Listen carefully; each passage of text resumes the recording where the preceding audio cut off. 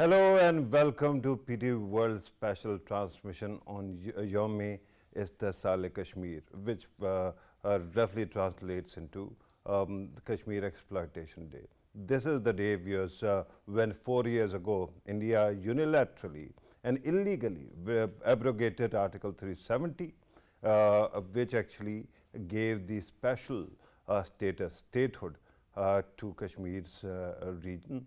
And that is not all. They have actually bifurcated the Kashmir state into Ladakh and J&K, and with that they have further, started a reign of terror.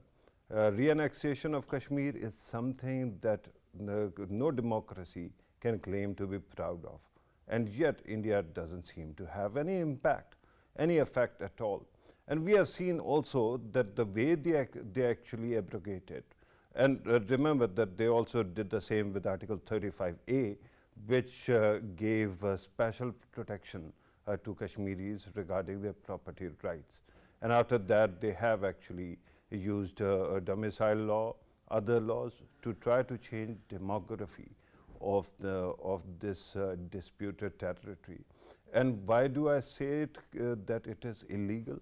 Because even as per Indian Constitution, Article 370 cannot be abrogated without, right, I'm told that we have to take a quick break. We'll come back in a jiff.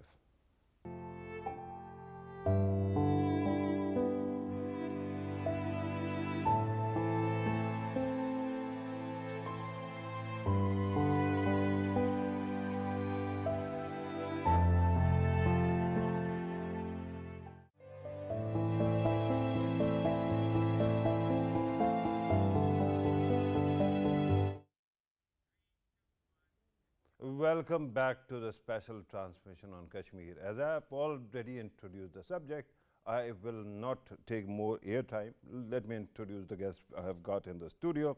I have with me Hassam Ahmed Siddiqi, who is an analyst, focuses on international relations. Thank you very much, Siddiqi sir, for being part of the program.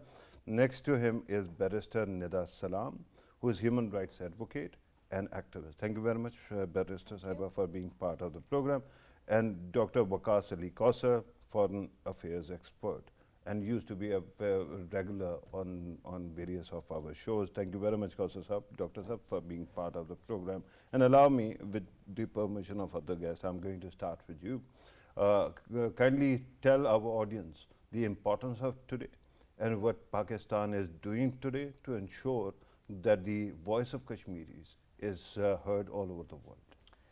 Thank you very much, first of all, for inviting me to this, one of the very, I guess, important areas that is closer to the heart of Kashmiris particularly, and of course, people of Pakistan as the legitimate party to this conflict. Particularly when we see the Article 370, we for our audience, we need to see two things which are important. One is, of course, this was enacted at that time. For us, it's not it's a reference point that we've been talking a lot. I mean, this was an arrangement at that time that was made in 1950s actually by their Constituent Assembly, that there has to be an arrangement with the Indian state. But the United Nations Security Council's resolutions have come before that, and after these, they have been repeatedly saying in two resolutions that this is not an alternate of self-determination. So let's be very clear that it was very much internal arrangements. But why it was important for Kashmiris?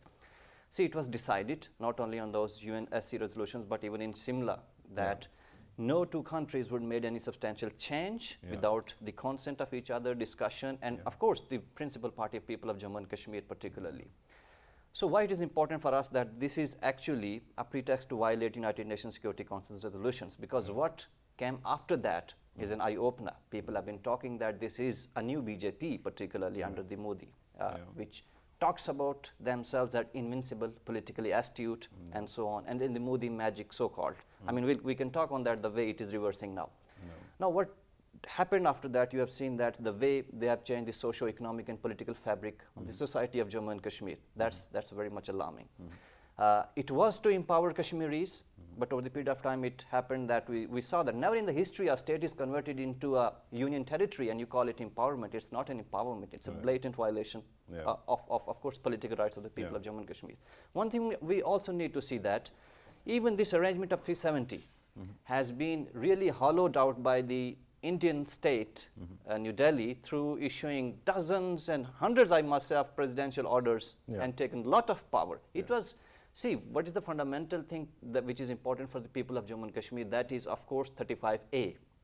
When we say that it's about the self-determination. So you have the right on your own land, actually. And what they have done is actually, you have seen that they've issued a lot of domiciles. If you're trying to change the demography of the region, of course, you're trying to complicate the already existing problem. And are people coming, settlers coming also? See, I personally see that it's, you can't portray a fake normalcy. It's very difficult. It's very difficult. So it is not taking off. I'm not saying not taking place. You can keep people in isolated zones. I mean, it's a colonial design. You can try to do that. But of course, you can't have a normal functional society. Kashmir right now is not a normal society in the presence of so much military, in the presence of so much occupational laws. And it has further complicated. What India should understand is that, see, it's about the people of Jammu and Kashmir. Once you have done away with Article 370, the fundamental element that was missing, of course, the people of Jammu and Kashmir. Even their own court, I don't have bigger expectation from the Supreme Court hearing. I mean, it's a very open and shut case. I'm glad that you actually brought up Supreme Court, because I'm going to take that question to Barrister Saiba. But since you were talking about colonial design, it reminded me of the settlements that they are going for. Even for Kashmiri Pandits, right? So garrison kind of establishments throughout Kashmir, where they will be fortified and they will live as elevated citizens. So that is a very big concern as well. Allow me to actually go to Barrister Nida Salam. Barrister Sahaba, the way Indian state actually brought about this abrogation, it was astounding, because in Article 370 it is written that only with the consultation of Constituent Assembly some difference can come. Then they had to go into Article 367 to change the meaning of or reading of Constituent Assembly, and it became Legislative Assembly. Even at that time there was no Legislative Assembly, and then there was no People's Representative Government either. So done through a fiat, especially through presidential order. And then also the president is the authority which is certifying that as well.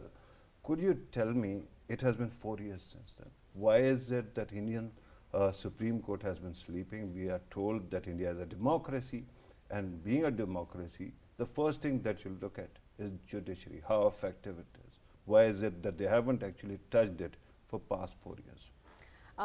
First of all, Farrukh, thank you very much for the invitation, and let me start from the beginning for your audience, and then I'll end up with the Supreme Court discussion. After the abrogation of Article 370, New Delhi is explicitly in violations of an international obligations, responsibilities, covenants, and amenabilities. As far as 4 Geneva Convention is concerned, that prohibits demographic change, and in relation to the toxic Hindutva ideology to promote BJP, they recently issued domicile certificates to non-Muslims in a Muslim majority state, that's Hindu, and that is again against the 4 Geneva Convention, because it is clearly stated that no state or no legislative assembly can dictate. And besides than that, as far as apart from the United Nations Commission for India and Pakistan of 13 August 1948 and 5th January 1949, furthermore, the 2 United Nations more resolutions plays a very important role here.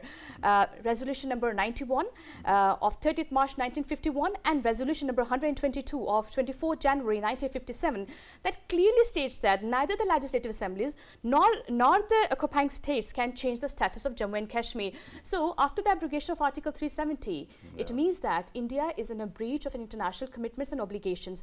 Let me again remind for your audience here, Article 49, sub-article 6 of the 4 Geneva Convention prohibit occupying power to transfer its own population for their own benefit. Again, as they are issuing certificates to Muslims and Hindus from all across the country. Non-residents. So they are again in a breach of Article 49. Article 6 of the Geneva Convention again plays a very important role in relation to protect the civilian population, and we are very aware about the violations of human rights in that content. So again, India, I strongly believe that should be prosecuted under war crimes under Article 49. As far as furthermore, Article 8 2b of the Rome Statute of International Criminal Code, 146 Article 147 of grave violations of Geneva Conventions occurred by the Indian state under the umbrella of the Prime Minister Modi and with the combination of their Chief of Army Staff, because of the military deployed in Indian administered Kashmir and how military used advanced weapons on civilians, from pellet bullets to raping women and harassing children and all that. Now, as far as the Supreme Court of India is concerned, it took 4 years for the Supreme Court and 4 Chief Justices to take up a clutch of identical petitions in relation to the abrogation of Article 370. As far as the Supreme Court is concerned, we are very aware that how the legal system works in India. And how does it work? Like imagine a Supreme Court. The courts are kangaroo courts. Imagine the Supreme Court took 4 years and just to begin hearing the case. So how we can expect justice for civilians who already suffered on a daily basis? Right. And that is an important question.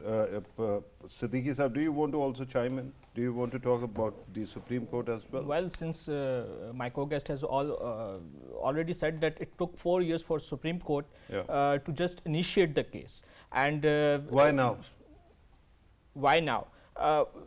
Because it could easily be 5 years, it could be 6 years. After 4 years, India has considerably done so many changes in the occupied region. They have introduced so many laws. They have killed people. They have detained people. We saw that unfortunate picture of a child sitting on the dead body of his grandfather that was killed by authorities. Had it happened anywhere else, the world would have been up in arms. But in India, somehow it has magic that it can silence the entire world, right?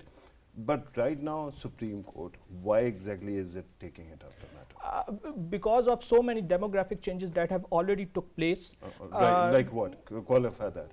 I've heard about these domiciles. Can anybody give me a number? How many domiciles were issued? And have they been taken up already? 3 lakh. More than 400,000 domiciles have already been issued. And another fact is that Federal Rural Development Ministry Authority have last month announced that they will give 200,000 homes to the people who will come to the occupied territory. And will come or have come?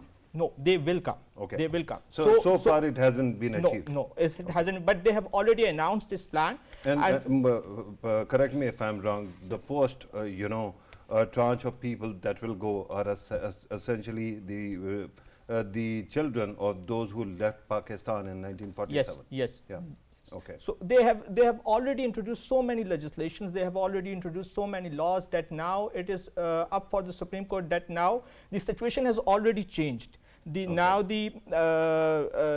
if the Supreme Court takes up the case, the situation that was in 2019 in Jammu and Kashmir is considerably changed. A kind of statute of limitations. Yeah, so exactly. now they say it is new normal and okay. No. And India has absolutely failed to depict normalcy in the region, like Dr. Waqas has already said.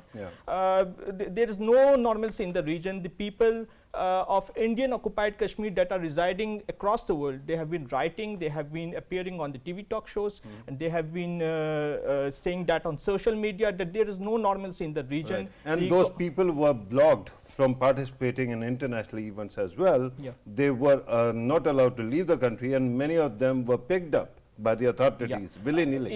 Even the 50 government employees of the Jammu and Kashmir, Indian government has taken their passports. Indian government has restigated them from their jobs, saying that they are threat to the national security. Now, this is very shocking for a person who is residing in Jammu and Kashmir for decades, for generations, working for the betterment of Jammu and Kashmir, and then he has been called threat to the national security. Right. So and that continues to happen. That continues to happen. And of course, they don't treat Kashmiri people as their own. They claim that they are their people, but they act as the worst colonial power, as was pointed out. Dr. Sab, back to you. If you want to actually add to the Supreme Court as well, please do, because that is an important aspect.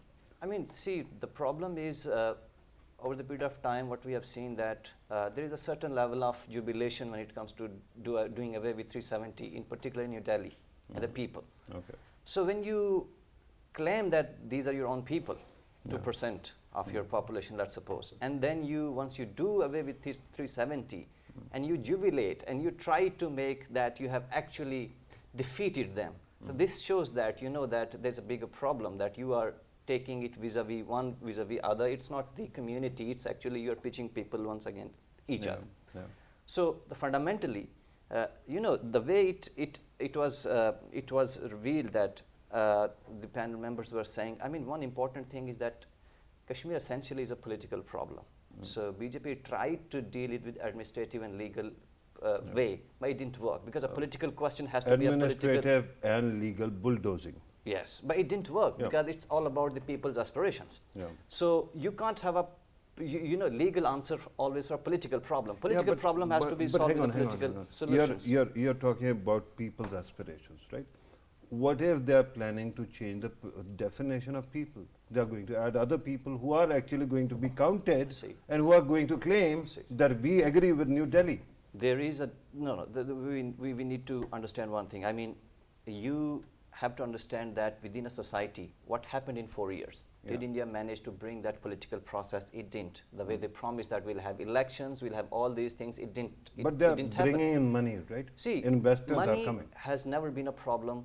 But that creates jobs. No, but the job is not an alternative to your freedom or your aspirations. Try to understand that this freedom thing is very deep down in the Kashmiris. This all 70 years atrocities, I must say, or human rights violations, I must say, are unresolved political question, is a very much fundamental, anchored in deeper into the society. So you have to come, I must again say that this has further complicated Kashmir issue. It didn't resolve that. See, there is one important thing. I mean, from economic losses to social and other, you have seen that they have even tried to, for a delimitation commission, where you see that a Muslim majority population has given less seats and the otherwise the non-Muslim more. I mean, especially in Jammu, right? Yes, you need not to create that divide. I mean, it's a broader BJP politics that's working in India. They try to replicate in Jammu and Kashmir. But remember, they also want Kashmir to keep burning, because then they use, you know, Kashmir issue within India as a jingoistic, you know, I have a question. See, there is always a shelf life of this sort of policies. 4 years ago, if you see, or maybe 2 years ago, there was a very strong appearance of BJP that it's invincible. It's very politically astute, and you can't challenge them. And wherever there's a problem, the Modi magic will work. It didn't work in Karnataka. You see the Manipur. It's not hurting. It's very, very sad what we are seeing there. So now there's a challenge to them. There is, of course, a very strong challenge to them that, look, it never works like that. You try to create, I mean, recently what they have done is that they're trying to bring now Dogras into the special status thing in Jammu, in Pahadi, mountainous areas, people, and now they are on the roads. Now try to divide communities so much, you're pitching them against each other so that a social unrest keep there. And you know, the broader question should not be asked. Kashmir stays on the boil. So that is what they're doing. But you're saying that it doesn't work. My humble submission or question is, because it is essentially Hitlerian style of governance, right? They are trying to actually convert a majority into a minority. What if that happens?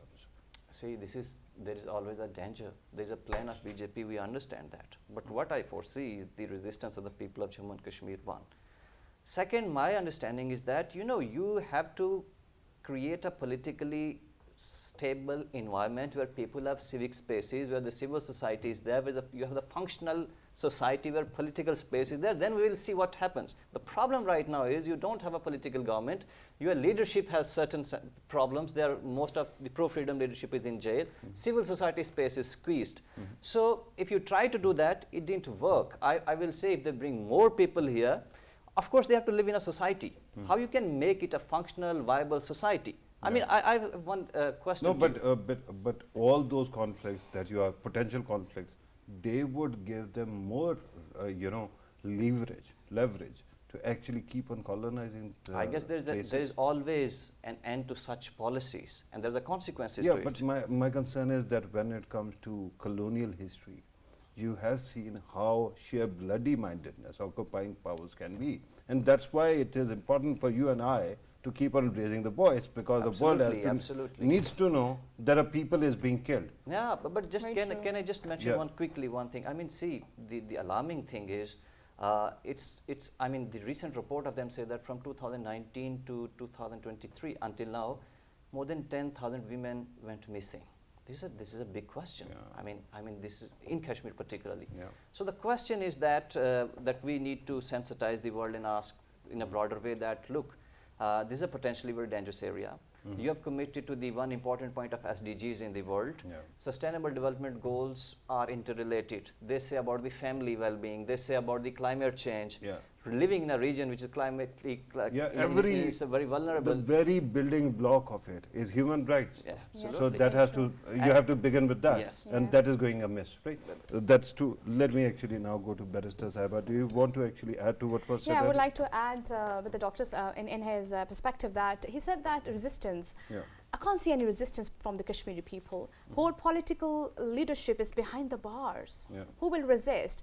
No, they are there But- because but- there's a resistance. Yeah, but now currently, if I consider military with advanced weapons, like. Yeah. It's impossible to resist that advanced weapons and military and this issue. Let me remind you abrogation. of the story of Major Gogoi, who actually, stabbed a person to the bonnet of his Jeep, right? And he marched around with that, moved around. Even that could not break the spirit of Kashmiris. So Kashmiris are resisting. We Okay. cannot sit here and say that there is no resistance, right? My question right now is, when you talk about human rights, why is it that the world is so silent? Does it not have any kind of leverage with New Delhi at all? And secondly, regarding Supreme Court also, now that the case has actually is headed there, it is being heard there. Do you see any change in status quo in coming days at all?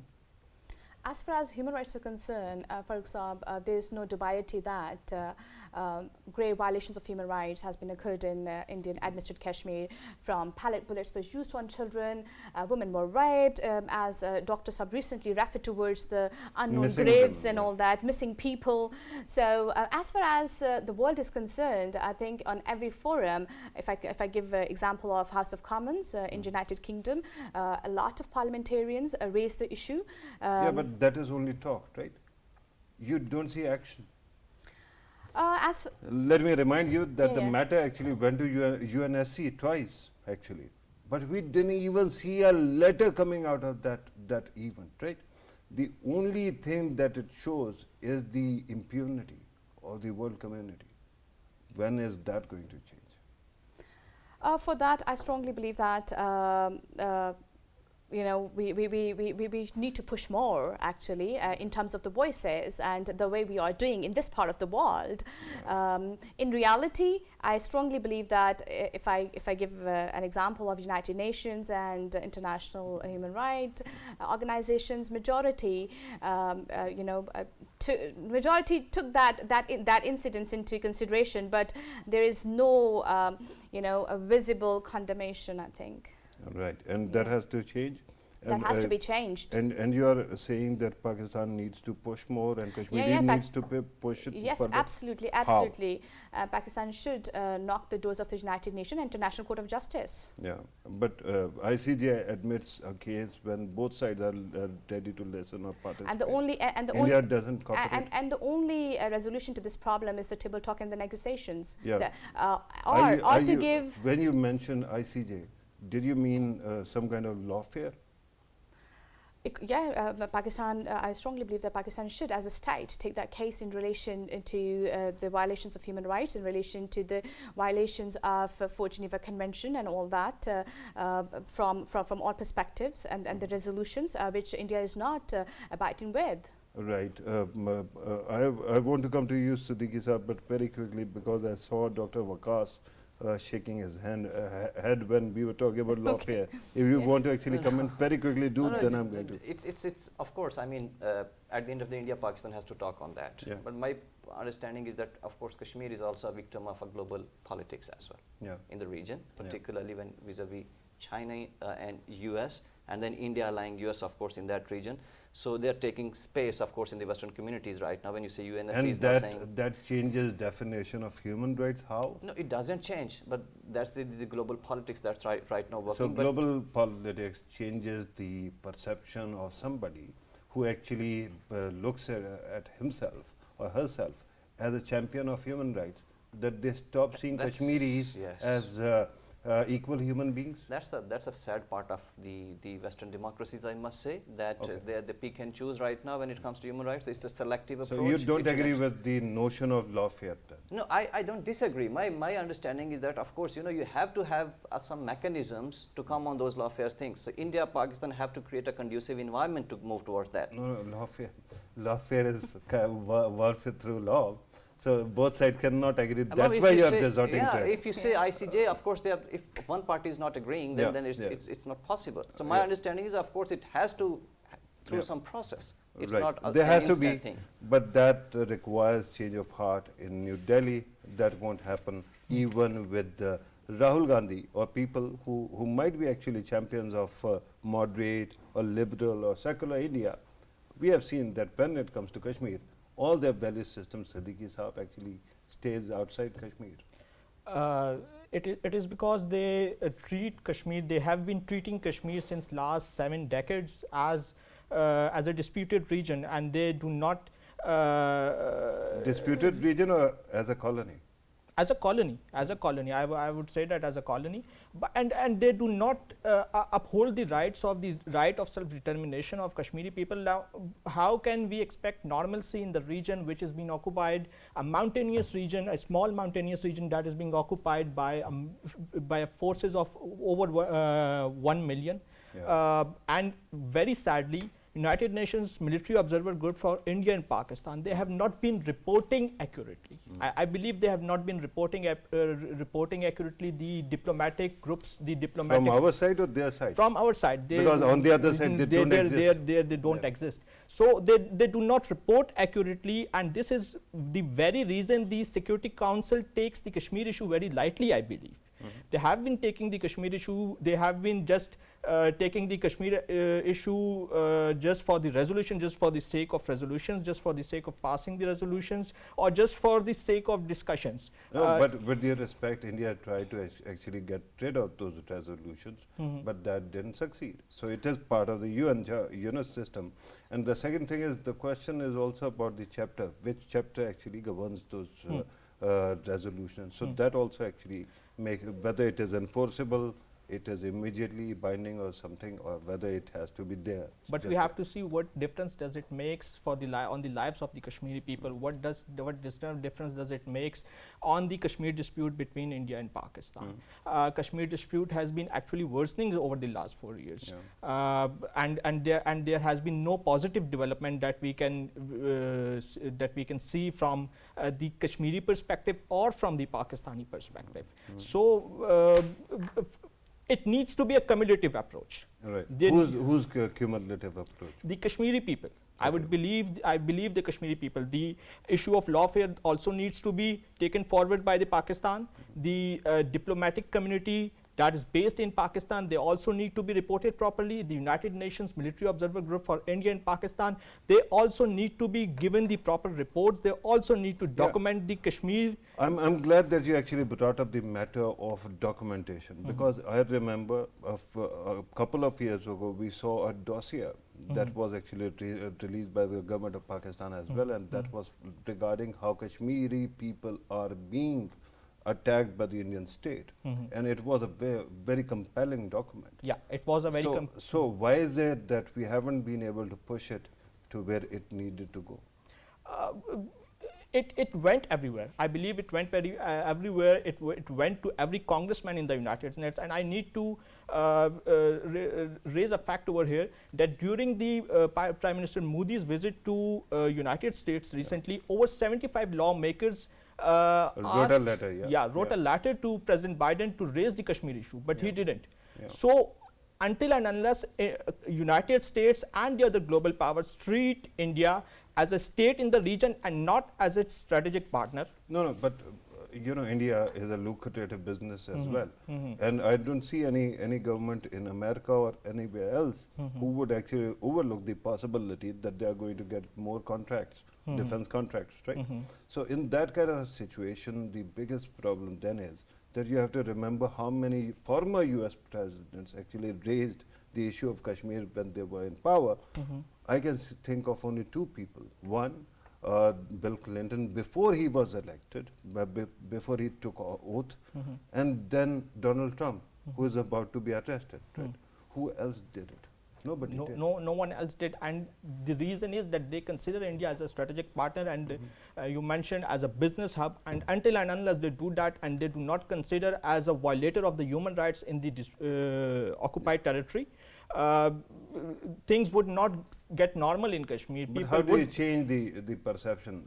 Money actually is a very powerful motivator. Despite the fact that money is a very powerful motive, we need to adopt a cumulative. I just said that we need to adopt a cumulative approach. The media. I will love to see a paper written by you on the matter as well, because that is the way things actually should be. But I'm told that we are entering into the concluding part of this program. So Dr. Waqas Ali Kausar, 1 minute to all of you, one each. Please conclude your comments. I mean, I must say that to envision a region which is peaceful and which has a strong, stable economy, I guess there's a need to resolve this issue. Both India and Pakistan need to talk on this issue, inclusive of Kashmiri voices, one.